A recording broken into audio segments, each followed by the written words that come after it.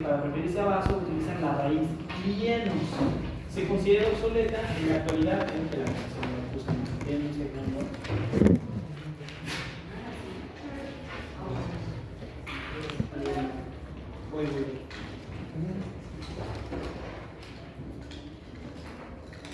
Sale, ya lo puse bien. En la actualidad se debe decir espleno, ¿sale? Para referirse al vaso le decimos espleno. Dígame. Sí, pero según los que tenían que entregar hoy, le dije al doctor Ariel que hiciera las hojas que nos estaban pidiendo adicionales. Y el doctor Ariel solo me dijo: no, ya dice que mañana las llevo. No se han entregado para calificar, así se los digo. Ok,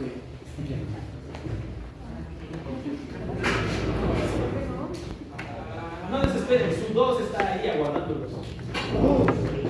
Un 2 es mejor que un 0. Bueno, dicen las matemáticas.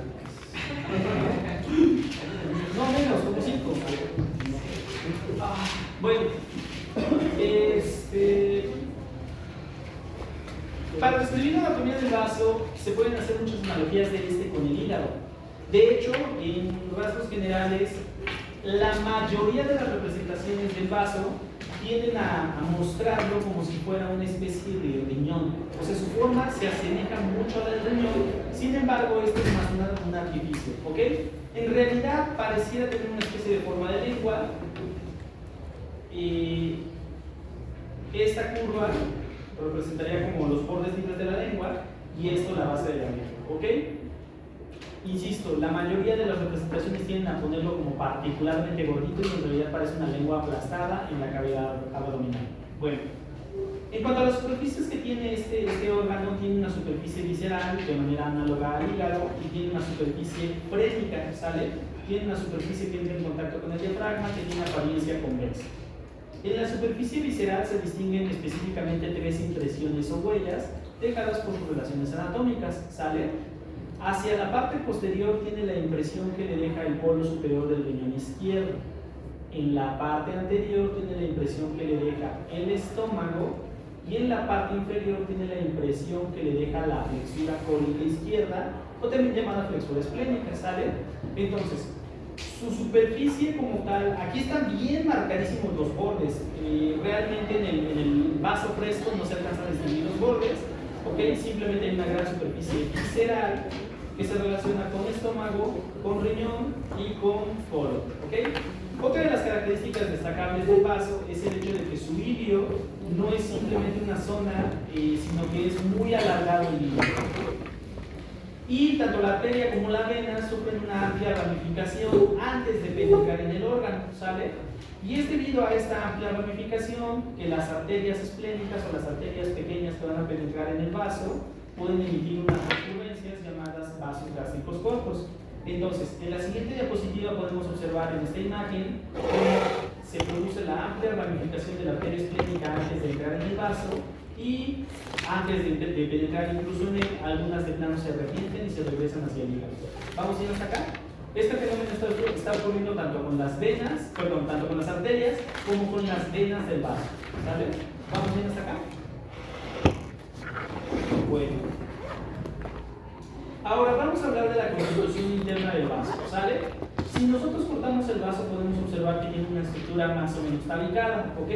Pero en apariencia podemos observar una zona rojiza que además es contigua, ¿sale? Podemos ver cómo aparentemente, exceptuando los tabiques que de por sí parten al vaso, podemos ver cómo hay una zona roja continua. Hay continuidad en todas las pequeñas zonas rojas, ¿sale? Y además observamos pequeños islotes de apariencia violácea, pero que en el centro son blanquecinos. Bueno, la zona roja continua es conocida como pulpa roja, ¿sale? Aquí podemos ver el nombre pulpa esplénica roja y se refiere a toda esta zona de apariencia rojiza, ¿ok? Mientras que estas pequeñas zonas aisladas con color blanquecino son denominadas pulpa blanca, ¿sale? Pulpa blanca. ¿Vamos bien hasta este momento? ¿Repetición? No, acabamos de llegar. Miren, por otro lado, aquí pueden observar que el vaso, de manera muy parecida al hígado, tiene un recubrimiento fibroso. Quiero hacerlo más grande, pero no lo voy a hacer más grande, de unos segundos.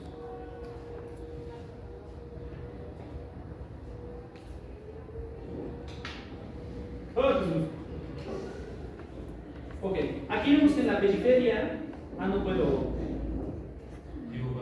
dibujar. Ok, bueno, pueden ver que en la periferia se observa un tabique fibroso y después se observa un pequeño.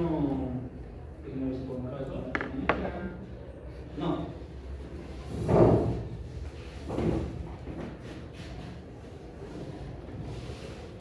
Ok, aquí tenemos pulpa roja, pulpa blanca y aquí observamos un tabique fibroso y después una membrana, ¿sale? Este tabique fibroso se llama simplemente cápsula fibrosa y esto es peritoneo recurriendo al vaso. ¿Vamos a ir hasta acá? La cápsula fibrosa del vaso se parece mucho a la del hígado, pero tiene una excepción.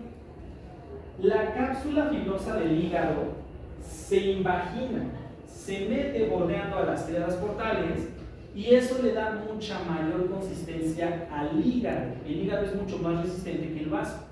De hecho, tanto en el boxeo como en otros deportes está prohibido el golpear en el hipocondrio izquierdo, que es la localización del vaso. ¿Por qué? Porque fácilmente se puede producir una lesión traumática sobre el vaso y a ver quién para ese sangrado. ¿Vamos bien hasta acá? De hecho, también leí hace un tiempo una estadística que decía, yo creo que no en un hospital como el universitario, pero quizás su centro de referencia como el Hospital General del Sur sí les pase, la verdad es que lo desconozco, pero dicen que aproximadamente los hospitales de referencia están recibiendo un paciente por estallamiento de vaso, aproximadamente 1 a la semana, ¿sale? La mayoría de los estallamientos de vaso terminan en la resección completa del vaso, eso ya no lo puedes suturar, nada más pinzan la esplénica, retiran el vaso y se acabó el asunto, ¿ok? De hecho, se puede lesionar desde algo tan simple como hay lesiones de estallamiento de vaso durante las relaciones sexuales, ¿sale? Bueno, vamos a ver una pregunta. ¿Cuál es la función del vaso? Mira, en el ser humano es el lugar donde los eritrocitos, después de que pasamos 120 días y ya no están maduros, son retirados de la circulación y destruidos, ¿sale? Y suponiendo que es un sujeto sano, ¿ok? Si tuviera algún tipo de anomalía, el eritrocito, ya sea porque es una anomalía de forma, es una anomalía estructural, etc., también el vaso se encarga de retirarlos de la circulación, ¿ok? En el humano. En algunos animales como el perro, el vaso se puede dilatar y entonces funciona como una especie de reservorio de sangre. Entonces el perro puede regular su presión arterial ya no solo gracias a disminuir el gasto de orina, el gasto urinario, la producción de orina, sino que si tiene bajo volumen de sangre, su vaso se contrae y eso le permite aumentar el volumen circulante, ¿sale? Pero es un órgano que podemos vivir sin él, ¿sale? No es como que si nos quiten el vaso necesitamos que nos trasplanten un vaso. ¿Por qué? Porque en el sujeto adulto muchas de sus funciones también las está haciendo el hígado y la médula ósea, ¿sale? Entonces no es indispensable el vaso para la vida.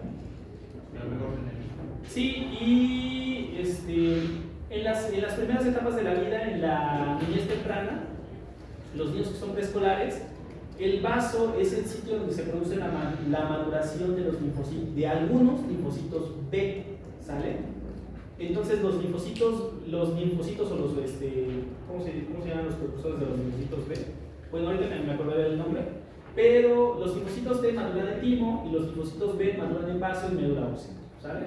En los niños, pero bueno, que ya como nosotros tenemos puros linfocitos madurados, pues ya no hay broma. ¿Vamos bien hasta acá? Sí. Bueno. Vamos a dejar tantito el tema de vaso. Esto se los expliqué ayer de manera esquemática, entonces ya nada más tengo interés en que lo vean. Básicamente el sistema de la vena porta se sostiene de 3 venas, ¿sale? La vena mesentérica inferior estaría destacada en este sitio. Ay, Dios mío. La vena mesentérica inferior destacada en este sitio, estamos viendo cómo desemboca en la vena esplénica, ¿sale? Y a su vez estamos viendo cómo la vena esplénica se fusiona con la vena mesentérica superior para dar origen a la vena porta. ¿Vamos bien hasta acá? ¿Sí? ¿La vesícula inferior sale de la vena esplénica o...? Llega a la esplénica. En venas se dice que llega, ¿sale? O desemboca. Bueno, muy importante, en esta imagen lo pueden ver en la esquina inferior izquierda. Pueden observar cómo está hablando de las anastomosis por tocado. ¿Quieres ayudar?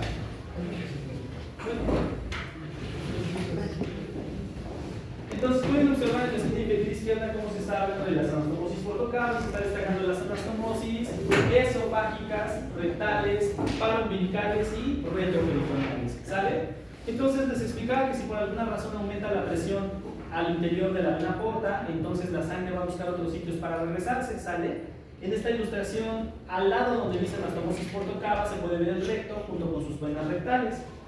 Entonces, la vena rectal superior se dirige hacia la vena mesentérica inferior y por lo tanto, que sería esta, y por lo tanto se dirige al sistema de la vena porta, mientras que la vena rectal media y la vena rectal inferior se van hacia las pubertas, que en última instancia desembocan en las venas cavas, en la vena cava inferior. ¿Vamos a ir hasta acá?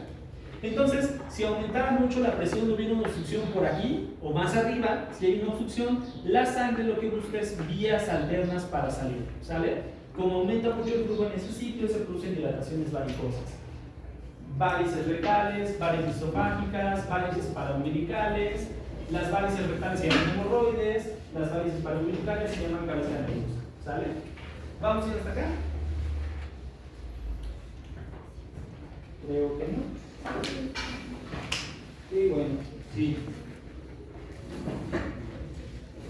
Entonces, ahora vamos a comentar las particularidades que tiene el drenaje venoso del estómago, ¿sale? Recordando que el tronco celíaco tiene tres principales órganos, que son hígado, vaso y estómago. El hígado quedaría implícito, en realidad su drenaje va hacia las venas suprahepáticas, lo platicamos hace algunas clases. Y el vaso, bueno, forma la esplénica, y la esplénica va a formar la vena porta. Entonces aquí, ¿cómo drenan los vasos del estómago? Y vamos a comenzar con los vasos que tienen un drenaje muy lógico, ¿sale?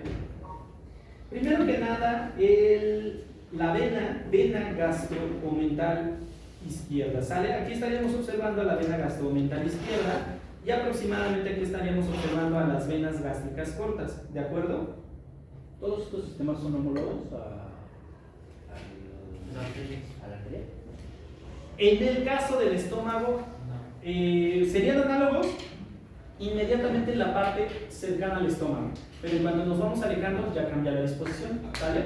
Pero sí tendríamos gástrica izquierda, gástrica derecha, gastromental izquierda, gastromental derecha y gástricas cortas, ¿sale?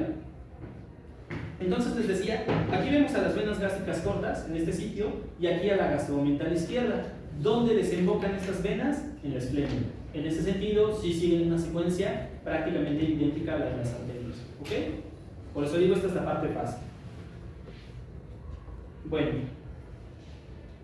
por otro lado, todo el arco venoso de la curvatura menor del estómago, es decir, esta es la vena gástrica izquierda y esta es la vena gástrica derecha, todo este arco venoso desemboca directamente en la porta. La única cuestión es que cada una de las venas gástricas, la gástrica izquierda y la gástrica derecha, desemboca por su propio lado en la vena porta, ¿sale?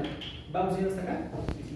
Entonces, el arco venoso de la curvatura menor desemboca directamente en la vena porta hepática. Y por último, tenemos a la gastromental derecha, ¿sale? La vena gastromental derecha, junto con toda la irrigación de la cabeza del páncreas, es drenada hacia la mesentérica superior, ¿sale?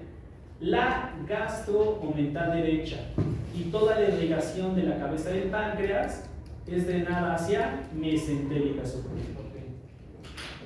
¿Sale? Una pregunta, dígame. ¿Las es como el del estómago viene en el examen o viene para el segundo parcial? Para este estómago no viene. Nada de venas viene para este primer parcial, ¿sale?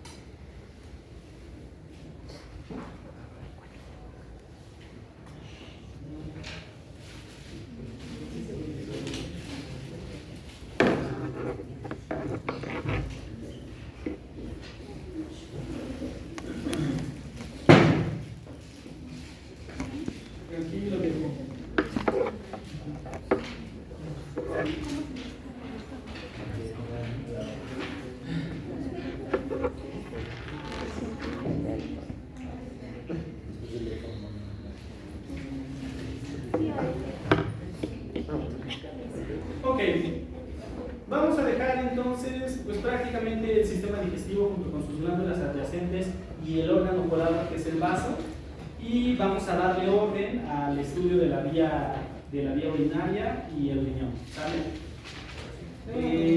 ¿Mande? Entonces, el vaso solo se conecta al sistema digestivo por las arterias y las venas. Es correcto, no participa en ninguna de las funciones del sistema digestivo, ¿sale? Embriológicamente también tiene origen común, pero no participa del sistema digestivo, ¿sale?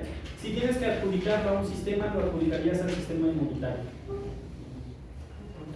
Que los anatomopatólogos tienen una frasecita y hablan mucho de un sistema reticuloendotelial que están mintiendo, Si les hablan de un sistema reticuloendotelial, les están mintiendo. Esa madre ya no existe o ya no se reconoce como desde 1870, o sea.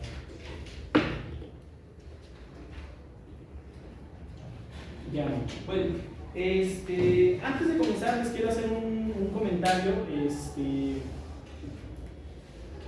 sobre estas imágenes del riñón. Tienen un error. La arteria, digo por el clásico color que les dan, la arteria está quedando adelante, ¿ok? Pues no va adelante la arteria, ¿sale? Va a la vena adelante, ¿sale? Pero bueno, están los riñones solitos, que es lo que me interesa. Bueno, a continuación vamos a comenzar a hablar de riñón. Para describir la forma del riñón, no tenemos una figura geométrica que se asemeje fácilmente a él. Entonces, hacemos analogía de la forma del riñón con algo de nuestra vida común, de nuestra coloquialidad. Entonces, como nosotros comemos judías, porotos, así vienen los libros, ¿sale? Lean la tarjeta y dice, el riñón tiene forma de judía, haba o poroto. ¿Qué chinguados es una judía o un poroto? Le hubieran puesto frijol y nos hubiéramos quitado de pedos. Pero no, tenemos que ponernos muy europeos. Tiene forma de frijol. Entonces, en esta estructura en forma de frijol podemos distinguir una superficie anterior, que es la que estamos observando aquí, una superficie posterior que no estamos observando. Podemos distinguir además un borde lateral y un borde medial, ¿sale? Borde lateral, borde medial. Superficie anterior, la superficie posterior no la vemos, y por último, los extremos del riñón. Noten ustedes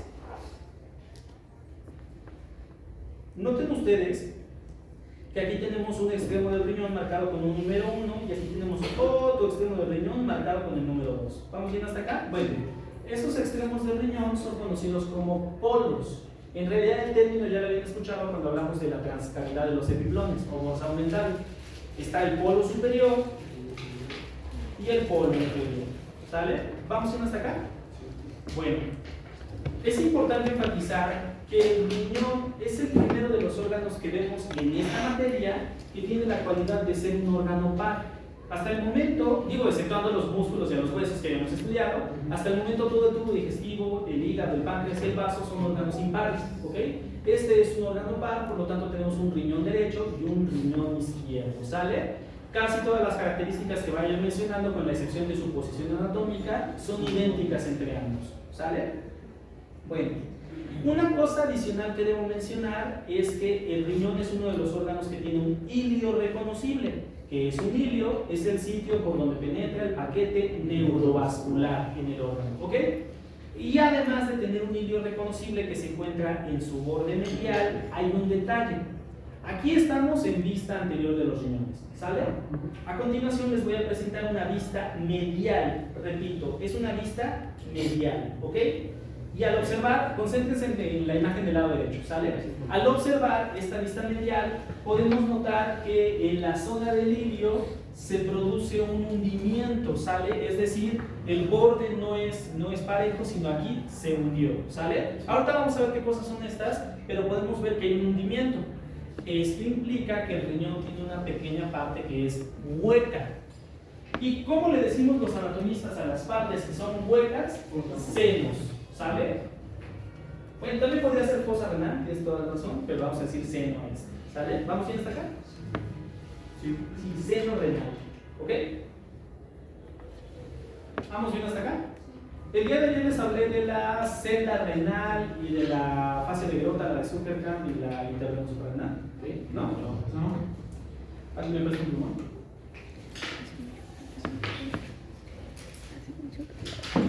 Fíjense que el riñón no anda libre más por ahí. ¿Sale? El riñón es... El riñón es un órgano retroperitoneal. ¿Vamos bien hasta acá?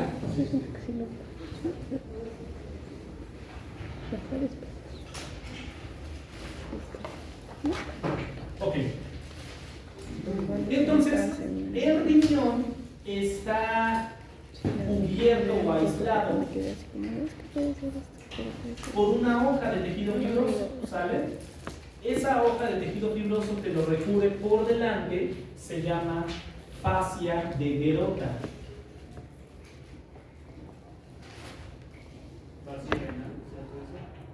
Fascia prerrenal. La de Gerota sería la prerrenal. Y por detrás tiene otra fascia, de hecho no sé por qué lo estoy diciendo los epónimos.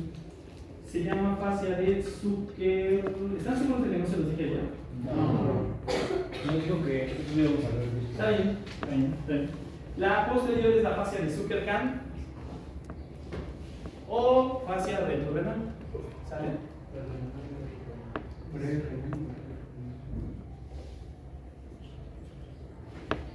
En esta ilustración del riñón, importante aclaración. En este esquema del riñón que acabo de hacer, esto es anterior y esto es posterior. ¿Sale? Por favor. En este esquema que acabo de hacer, eso es anterior y eso es posterior. ¿Va? Bueno. Entonces, tenemos una hoja que vuelve por delante, que sería la fascia de Gerota, y otra hoja que vuelve por detrás, que sería la fascia de Zuckerkant. ¿Vamos bien hasta acá? ¿Sí? Hacia la parte superior, estas dos hojas convergen y se terminan insertando en el diafragma. ¿Sale? ¿Vamos bien hasta acá? Si nosotros abriéramos y quitáramos la tripa, ¿cómo veríamos organizados el riñón? ¿Sí? ¿O de frente? O sea... ¿Te refieres a la posición en la que dibujé el riñón? Lo dibujé así para que se entienda que es un riñón, porque si no hubiera tenido que hacer nada más esto. Pero, o sea, si nosotros quitamos la tripa... Lo pondríamos así, nada más que la vena estaría adelante. ¿Sale? Fíjense que apenas hicieron disección en el hueco changarro, donde sí dejan hacer disecciones en vísceras de animales, que no voy a decir su nombre. Y me llevaron un riñón de res, pero el riñón de res venía envuelto en su cápsula, en su celda renal, perdón. Hay un último detalle que debo mencionar sobre esta celda renal, y es que aquí está envuelta de grasa.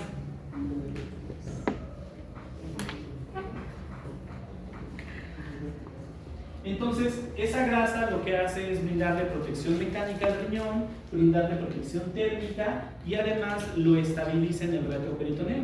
¿Ok?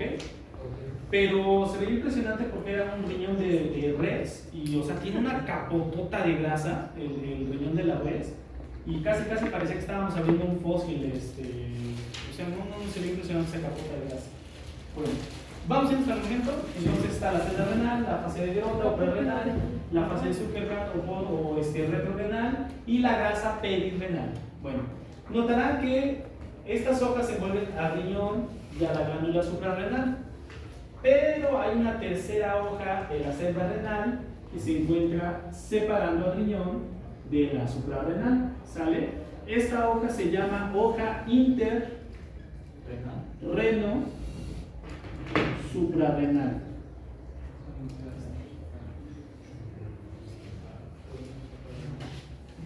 ¿Ok? ¿Vamos bien hasta acá? ¿Esa grasa tiene algo que ver con cálculos renales? No está relacionado. ¿Sale? Vamos a ver la constitución interna del riñón y te explico qué cálculos renales. ¿Va? ¿Alguna otra pregunta?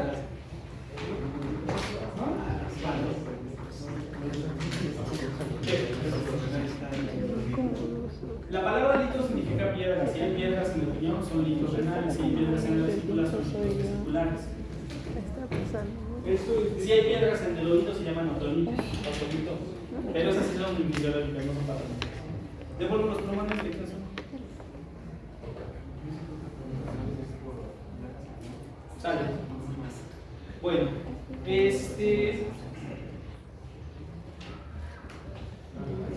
Como les comentaba, los riñones se encuentran en el retroperitoneo. Aquí podemos ver cómo tienen un recubrimiento breve de peritoneo, ¿sale? Aquí se ve discontinuo, dado que aquí teníamos el colon ascendente, ¿sale? Aquí teníamos al hígado, pero podemos ver que tienen por delante un recubrimiento de peritoneo. Entonces, esto sería su hoja anterior de la celda renal o fascia benguerota, y la fascia posterior en esta imagen no la estamos apreciando. Bueno, en esta imagen no se nota tanto, pero en esta imagen que tiene la representación de la proyección del riñón en la pared posterior, aquí podemos notar cómo el riñón derecho es inferior con respecto al riñón izquierdo, ¿sale? Entonces, primera cosa que notamos, primera simetría entre los dos riñones, el riñón derecho está ligeramente más abajo. Se postula que la razón por la que está más abajo el riñón derecho es porque el hígado, por su volumen, termina empujando hacia abajo al riñón. Sea esa la razón o sea otra, el riñón derecho está más abajo. ¿Ok? Exacto. Ahora, la siguiente cuestión es, suelen preguntarme muy a menudo a qué altura se encuentra el ilio del riñón.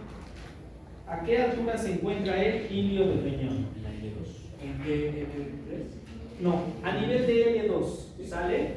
De hecho, algunos dicen que el del riñón izquierdo está en la transición entre L1 y L2 y el del riñón derecho está en L2. Si hubiera una pregunta en el examen que dice a qué nivel está el ilio del riñón, L2, ¿sale? Y ya si viene específicamente qué riñón, ahí sí ya tienen que poner que el izquierdo lo tiene a nivel de la transición entre L1 y L2. ¿Vamos bien hasta acá? Exactamente, a la altura del disco. ¿Sale? ¿Vamos bien hasta acá? ¿Siguen bien? Sí. Bueno.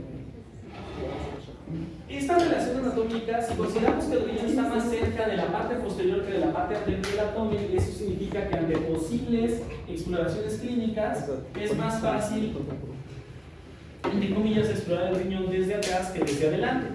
Y existe una maniobra sumamente popularizada en la cual se intenta explorar la existencia de cólico renal secundario a litos. Todavía no vamos a ver litos, pero vamos a hablar de la exploración. ¿Alguien ha oído la maniobra de palpopercusión? Que les ponen aquí atrás y les dan golpecitos. ¿Y cómo la llaman?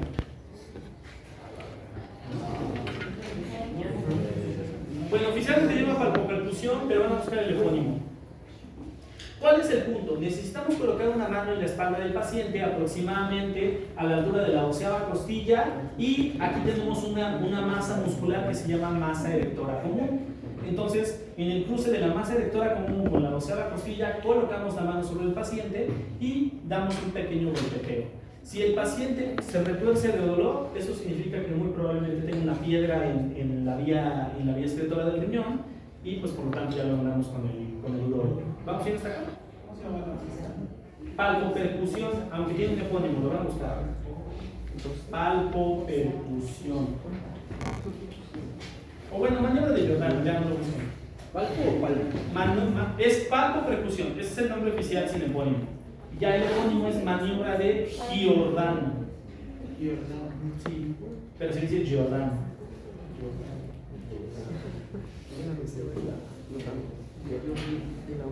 ¿Vamos bien hasta este momento?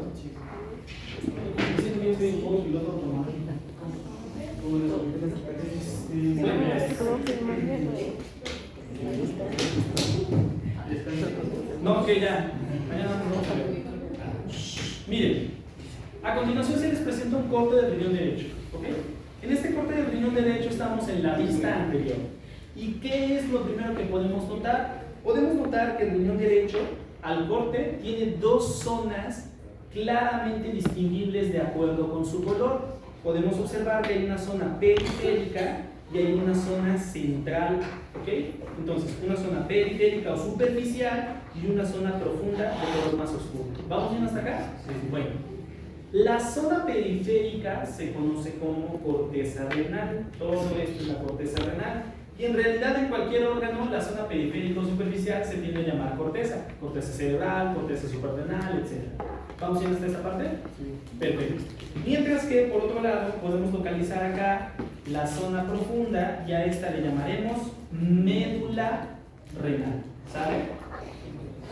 Es importante enfatizar que la médula renal es esto, más esto, más esto, más esto, más esto, más esto, más esto, ¿sale? Es decir, todo el conjunto de las zonas que se ven más oscuras son la médula renal, ¿ok? ¿Vamos bien hasta acá? Y la columna renal es o sea, incluyendo la médula renal y la corteza. ¿La que, perdón, claro? La corteza. ¿La que, pero la que preguntaste? O sea, la médula renal. La médula renal son todas estas zonas de apariencia oscura, todas. ¿Cómo se llama? Es columna renal, ¿no? Ah, la columna renal, voy para allá. Pero vamos bien, médula renal y corteza renal, ¿de acuerdo? ¿Sí? Ok. Pues la corteza renal, si ustedes lo observan, es continua. Es decir, no hay una interrupción entre la corteza de este sitio hasta la corteza de este sitio. ¿De acuerdo? Pero la médula renal sí es discontinua. Aquí tenemos médula, se acaba y luego otra vez médula, se acaba y otra vez médula. ¿Vamos bien hasta acá? ¿Qué otra cosa podemos notar? Que las interrupciones de la médula renal, de hecho, son idénticas a la corteza.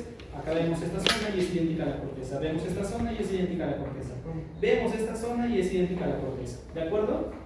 Entonces, esas prolongaciones de la corteza renal que interrumpen a la médula renal, es decir, esta de acá, esta de acá, esta de acá, se llaman columnas renales. ¿Sale? O también llamadas como columnas de Bertini. Están hechos histológicamente De lo mismo que la corteza renal, exactamente. Y no sé si el día de ayer se los comenté, pero en la corteza y en las columnas renales tenemos nefrona. ¿Sale? Bueno. Aquí está, columna renal de Bertini, ¿sale? Dígame, ¿qué me iba a decir? Sí. Las columnas son solamente la parte que está Entre las pirámides, bueno, entre la médula renal, ¿sale? Entre la médula renal. desde la parte que está entre las médulas hasta la parte de afuera, solamente la mitad hacia. ¿Te refieres a que si la columna, por ejemplo, esta columna renal es hasta acá nada más o hasta acá? Histológicamente la verdad es que no hay diferenciación. Pero bueno, por convención, cuando llegamos a la base de las médulas, de la médula, perdón, aquí ya se acabó la columna y empezó corteza. ¿Sale? Pero en realidad histológicamente no existe diferencia. Si lo que está en el extremo también es columna. ¿Esto de acá? No, es corteza. Solo sería columna si está atrapada entre los cachos de medio. ¿Va? Bueno. Ahora, podemos ver que la médula está organizada en pequeños triangulitos, ¿sale? Siempre he dicho que a los anatomistas a veces les faltó el toque mexicano. ¿Por qué? Porque a esos triangulitos les llaman pirámides renales, ¿sale? Obviamente, como son triángulos bien vistos en 2D, pero en 3D son estructuras completas de una pirámide, ¿sale? Pero son todos de europeos, o sea, esos vagos, no sé, se inspiraron en las pirámides de Egipto o algo por el estilo. Yo le hubiera dicho Popocatépetl renales, ¿no? O sea, neta, véanlo. ¿Va? ¿Vamos bien hasta acá? Ahora, lo de Popocatépetl no solo es una queja, tiene algo de sensatez en lo que les voy a decir. Si le llamáramos Popocatépetl renal, nos daríamos cuenta de que está la estructura de la montaña, pero también el pico está nevado. Y esto de hecho sí se ve en el riñón, ¿ok? Bueno, ya hablando con formalidad, las pirámides renales en su punta tienen una zona claramente distinguible y esta zona se conoce como papila renal. Entonces, una parte, nada más la punta de las pirámides renales, se llama papila renal. ¿De acuerdo? ¿Sí? Bueno, fíjense lo que son las cosas. O sea, el riñón tiene una parte que se llama médula renal. La médula renal tiene partes que se llaman pirámides renales. Y las pirámides renales tienen partes que se llaman papilas renales. Y adivinen qué, las papilas renales tienen una parte que se llama... Miren, esta es la punta de las papilas renales. ¿Qué notamos? Que está múltiples veces perforada, ¿sale? ¿Se acuerdan de una lámina en el etmoides que está múltiples veces perforada? La lámina cribosa. La lámina cribosa. Bueno, pues esta área se llama área cribosa o criniforme. ¿Vamos bien hasta acá? Entonces, recapitulando, el riñón tiene un cacho que se llama médula renal, la médula tiene unos cachos que se llaman pirámides renales, las pirámides renales tienen unos cachos que se llaman papilas renales y las papilas renales tienen otro cacho que se llama área cribosa. ¿Sale? Ahora, les decía hace unos momentos que en la corteza renal se encuentran las famosas nefronas. Pero las pirámides, ¿qué diablos son? Si ustedes observan, parece como que tuviera muchas estrías. Sí se ve así. Pero no son estrellas formadas por línea Z y líneas M, ¿ok? Son estrellas formadas porque están convergiendo muchísimos conductos que llevan pequeñas cantidades de orina. Orina que ya salió de la nefrona, sale a través de los tubos colectores distales, entonces aquí están convergiendo todos esos tubos, ¿sale? Para que finalmente en la punta estén vertiéndose pequeñas gotas de orina. ¿Vamos bien hasta el momento? ¿Sí? Bueno.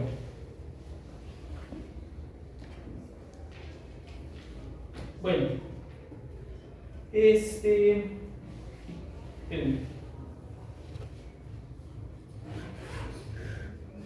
Quiero que observen, ya hasta aquí se terminó el riñón. Oficialmente hasta aquí era el riñón. ¿Ok? Bueno, quiero que observen esta forma del sistema recolector, ¿sale? Empotrando y cerrando herméticamente la papila, ¿sale? ¿Forma de qué le ven? O sea, lo acaba de leer, así no se vale. Tiene forma de una copa según los anatomistas. Y entonces, ¿cómo le decimos a las copas? Cáliz, ¿sale? Entonces aquí tenemos pequeños cálices que embonan y cierran herméticamente alrededor de las papilas, haciendo que la orina solo se pueda vertir en este sentido, en estas direcciones, ¿sale? Vamos a ir hasta acá. Entonces tenemos unas copas pequeñas, ahorita remarcadas en esta imagen con color negro, y a estas copas pequeñas les decimos cálices menores, ¿sale? Aguas porque la imagen está en inglés y cálices en español es con I latina. Bueno, no pasa nada si lo escriben con Y, pero en español es con I latina. ¿Vamos a ir hasta acá? Disculpe, la cantidad de pirámides del riñón es constante o inconstante. Es variable la cantidad de pirámides y la cantidad de cálices menores. O sea, lo que sí tiene que ser igual es, si hay 20 pirámides, hay 20 cálices menores. Eso sí tiene que ser igual. La cantidad puede variar de acuerdo con los autores desde los 12 hasta los 21. ¿Sale? En este caso nada más invierte un número 12. ¿Sale? ¿La papilla es donde se encuentra el asa de Henle? No. El asa de Henle, ¿ayer les dibujé una nefrona? Sí. No. Bueno, está el glomérulo, está la primera parte de la nefrona, y aquí se forma un túbulo contorneado. Después hay un asa que sigue siendo parte de la nefrona. Esa asa es el asa de Henle. Esa es una parte de la nefrona. En el asa de Henle es donde se produce la mayor deshidratación de la orina, ¿sale? Decía mi maestro de fisiología, bueno, no fue mi maestro de fisiología, pero decía el doctor Eloy Meléndez, que en el asa de Henle, en los camellos, en los osos, de plano se forma jarabe, porque se deshidrata a un grado tal y se concentra tanto en los azúcares, que lo que está pasando por ahí ya básicamente es jarabe, ¿sale? Pero es una parte de la nefrona y por lo tanto estaría en la corteza renal. ¿Sí? Sobres. ¿Dudas hasta el momento? ¿No? Bueno, ¿tienes que hablar de eso?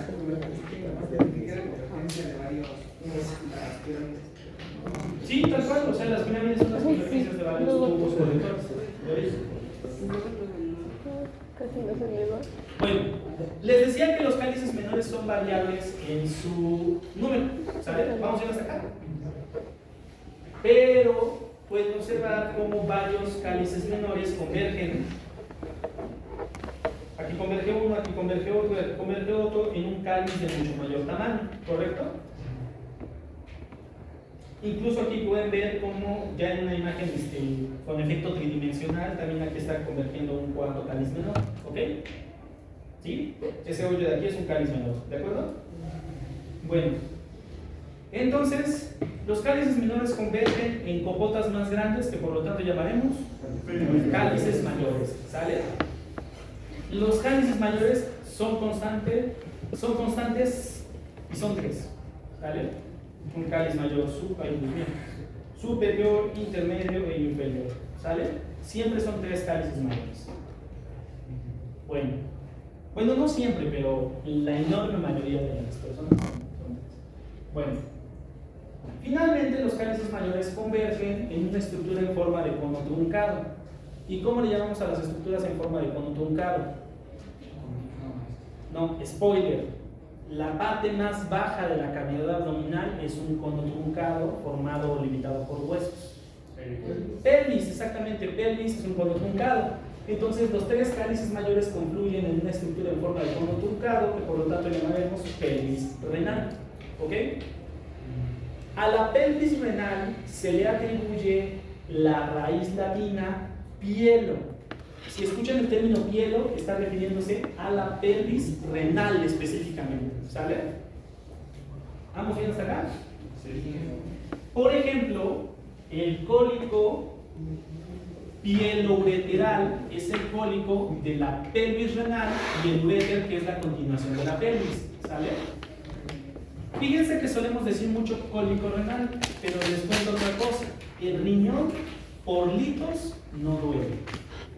Lo que duele es la pelvis renal, que tiene un músculo liso. Al contraerse sobre la piedra, ahí es cuando se produce el dolor.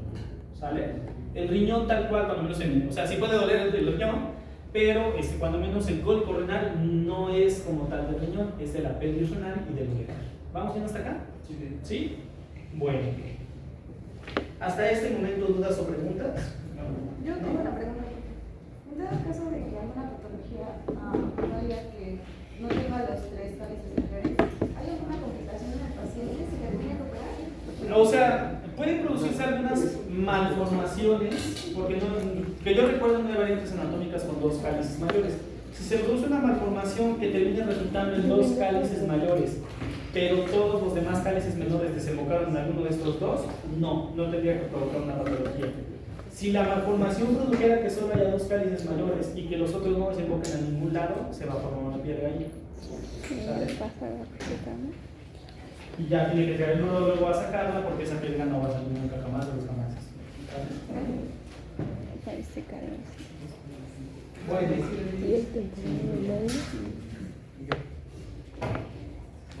La verdad, no sé responder bien. Nunca lo había pensado. O sea, la forma en la que elabora la pregunta Eric es: ¿qué tan difícil es vivir sin un riñón? No sé qué tan difícil sea. ¿Sale? O sea, entiendo los cuidados que debe hacer el paciente, pero no sabría decirte cuánto es la carga para el paciente de vivir sin un riñón. ¿Sale? No tengo cómo responder. ¿De qué tema, Chavo? Bueno. ¿No tienes un riñón? No, yo sí tengo. ¿Quieres venir? Ya, pero luego me avisan que lo van a vender. Ok, miren, importante. Aquí pueden ver en la columna del lado izquierdo, de su lado derecho, perdón, en la columna a su lado derecho, pueden observar el mismo esquema de segmentación que les presenté en la clase pasada sobre las arterias renales. Quiero aclarar algo porque luego ven la imagen de Nether y no, doctor, usted me mintió, no, espérense también. Bien. En algunas personas, por ejemplo, incluso en esta ilustración de Nether, no se alcanza a ver claramente la formación de la arteria prepiélica. ¿Qué fue lo que pasó? Que en vez de que se formara la prepiélica, inmediatamente hubo una trifurcación y se formó la segmentaria superior, la segmentaria inferior y una segmentaria anterior que después se bifurcaría. ¿Sale? Y pueden encontrar algunas fotografías en el Roden Yokochi, donde sí se ve la prepiélica, pero en vez de que se tetrafurque, se bifurca y luego cada una de esas bifurcaciones se vuelve a bifurcar hasta que nos da las 4 segmentarias. En esencia, esta zona puede tener variabilidad, pero la cuestión es, se forme la prepiélica o no se forme, siempre tiende a haber 4 segmentarias hacia la parte anterior, solo una segmentaria hacia la parte posterior. Yo lo suelo enseñar así porque así me lo aprendí, se me hizo mucho más fácil organizarlo esquemáticamente así, ¿sale? ¿Vamos bien hasta acá? Bueno, entonces ahora ya pueden ver la representación. Tenemos a la renal, ahí no se alcanza a ver las otras. Bueno, sí se alcanza a ver aquí la arteriecita, ¿se me parece? No, espérenme.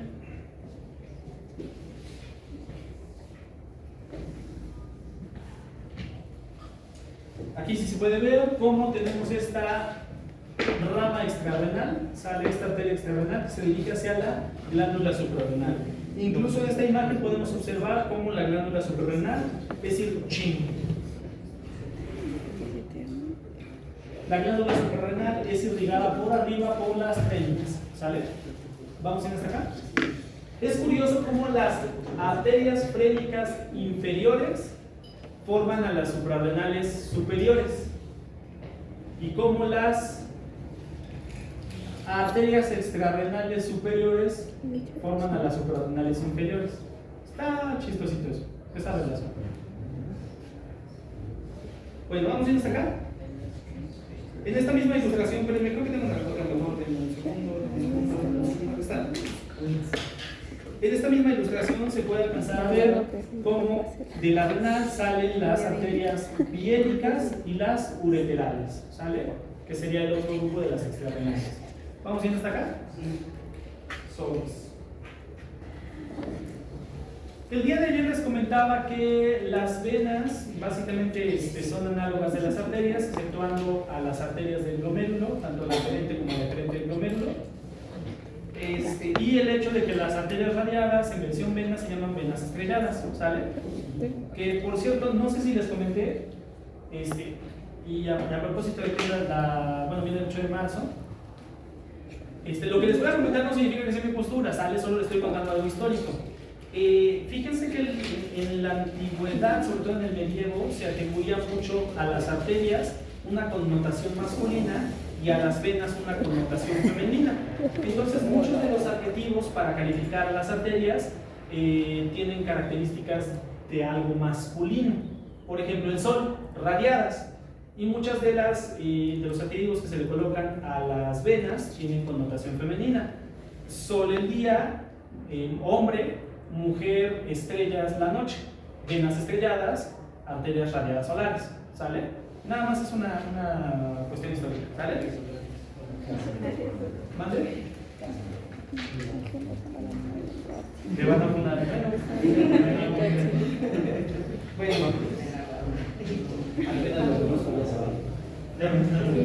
¿cómo gusto haberlos conocido, chicos? Bueno, si me pueden ir prestando un trago, un mecate para limpiar. ¿Qué hora es? ¿Ya va a acabar? Ya. ¿Ya acabó? No. ¿15 segundos?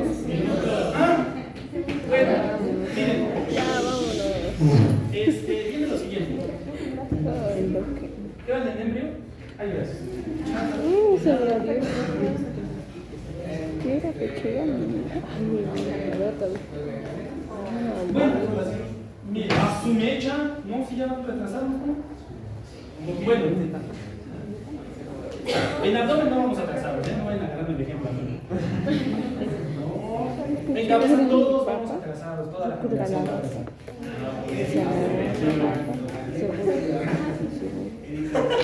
Ya, miren, les cuento.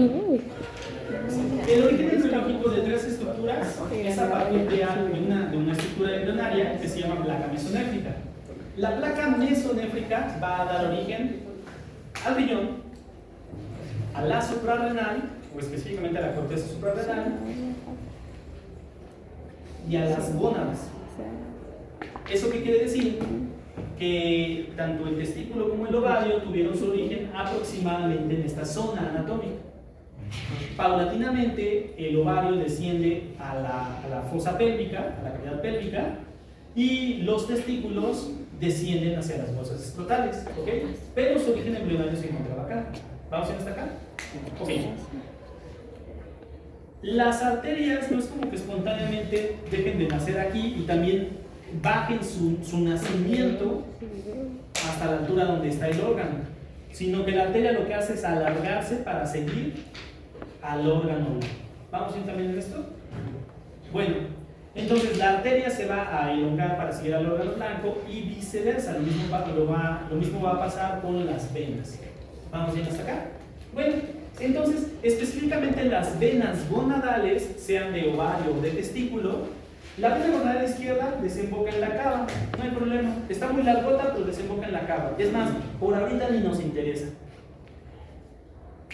Pero la cava es un vaso que se encuentra sumamente alineado a la derecha. Por lo tanto, cuando la vena gonadal izquierda regresa buscando una venota para desembocar, no encuentra la cava.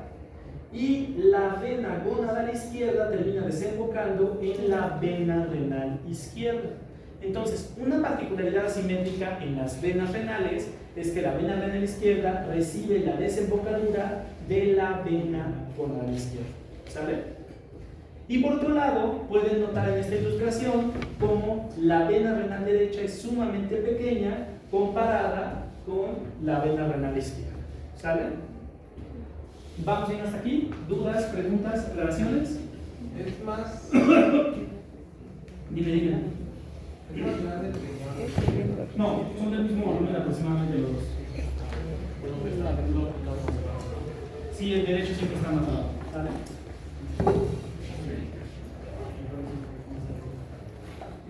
No, el derecho, esta es la derecha en la imagen y esta es la izquierda en la imagen.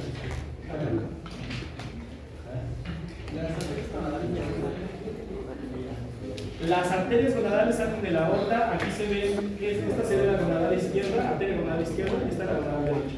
Digo, las vamos a ver cuando lleguemos al sistema reproductor masculino. Pero bonita atención ahí. ¿Sale? Bueno, hasta el momento dudas, preguntas, aclaraciones que comentadas algo por el estilo. ¿Qué?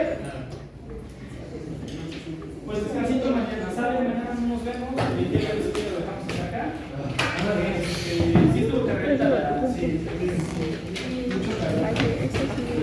Está duro la pelota. Déjenme, ven ahí, por favor, ahí en la me avisas si viendo las